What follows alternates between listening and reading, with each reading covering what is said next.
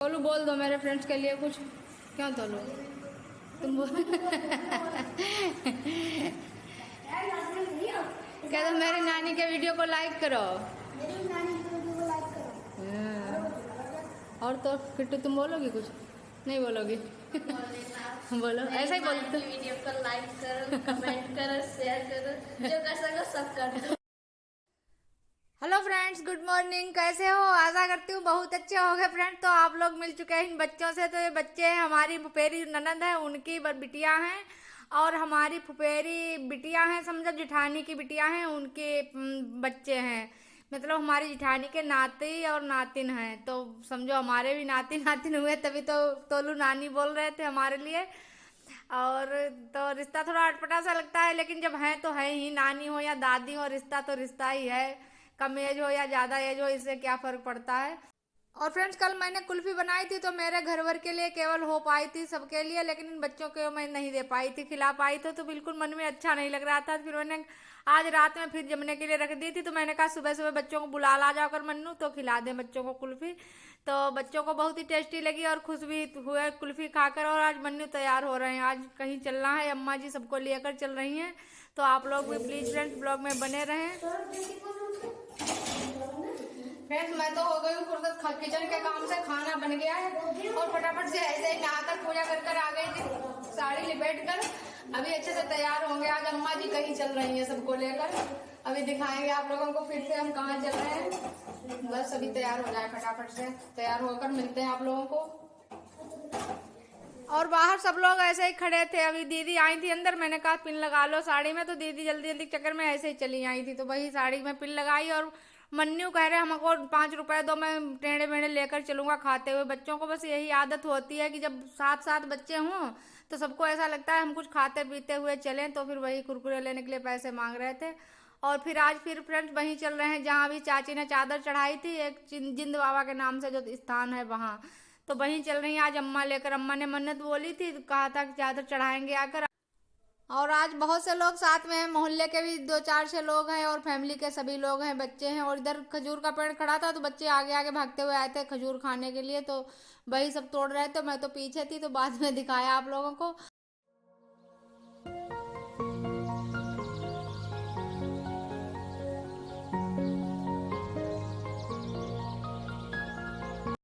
और इस स्थान पर जो कुआं था उसकी बहुत ही मान्यता थी। कहा जाता था कि इसमें कि अगर कहा कि आप भी लोगों को विश्वास है और ऐसा होता भी है कि इस कुआं में जो भी नहा लेता था तो स्किन प्रॉब्लम कुछ भी होती थी तो वो ठीक हो जाती थी। लेकिन अब तो इस कुआं सूख गया है, बिल्कुल मिट्टी सी भर गई है इसमें।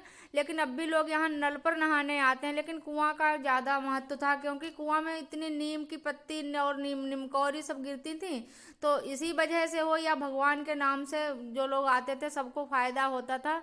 तो इसी वजह से यहाँ की बहुत मान्यता है। आसपास के गांव से लोग सभी लोग आते हैं यहाँ, अपनी मन्नत मांगते हैं आकर, और पूरी होती है तो फिर बस चढ़ाते हैं आकर। चादर चढ़ाई जाती है, 5 रंग की मिठाई मंगाई जाती है, वही चढ़ाई जाती है।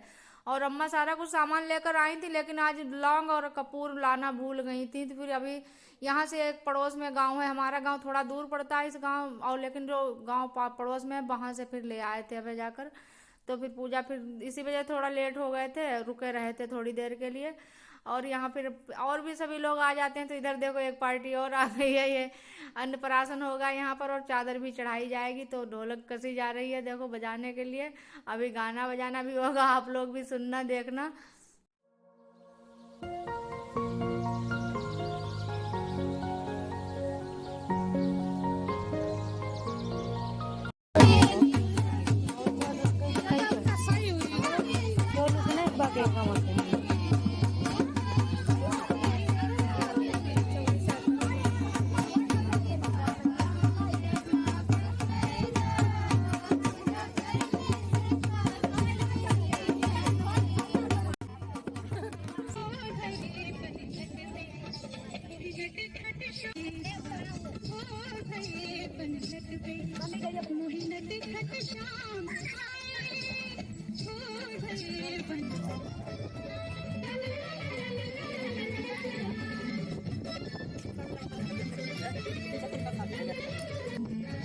और हमारी दादी सास थी तो इतना पूजा पाठ करती थी, यहाँ पर तक आती थी चुआने चींटियों को। ये आटा में चीनी और घी मिलाकर बनाकर रख लेती थी, तो जहाँ कहीं भी चींटी मिलती थी तो आती थी चुगाने। यहाँ पर चींटी खूब होती थी तो यहीं यहाँ तक आती थी रोज चींटी चुगाने।